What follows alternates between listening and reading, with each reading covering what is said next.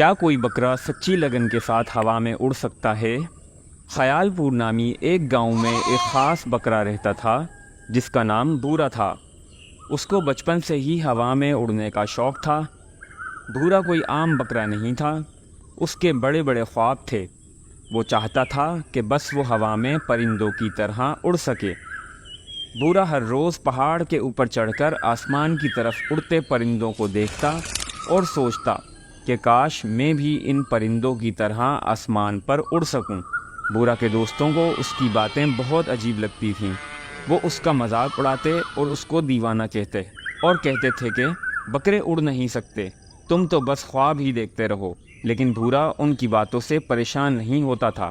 اسے پورا یقین تھا کہ اگر سچی لگن کے ساتھ محنت کرے گا تو اس کا خواب پورا ہوگا۔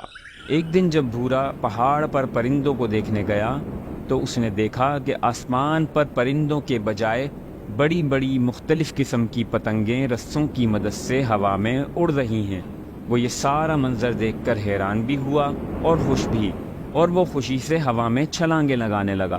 اتنے میں اس نے دیکھا کہ ایک بڑی پتنگ کا رسہ تیز ہوا چلنے کی وجہ سے چھوٹ گیا اور وہ اس پہاڑ کی طرف آنے لگا جس پہاڑ پر بھورا کھڑا تھا۔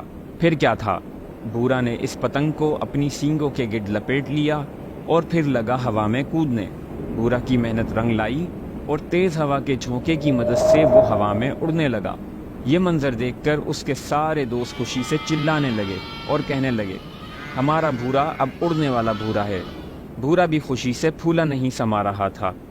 ہوا کا زور جیسے ہی کم ہوا، بھورا بحفاظت زمین پر اپنے دوستوں کے پاس اتر گیا، اور یوں سچی لگن، محنت اور وقت پر موقع سے فائدہ اٹھانے کی وجہ سے بھورا نے اپنے خواب کو حقیقت میں تبدیل کر لیا۔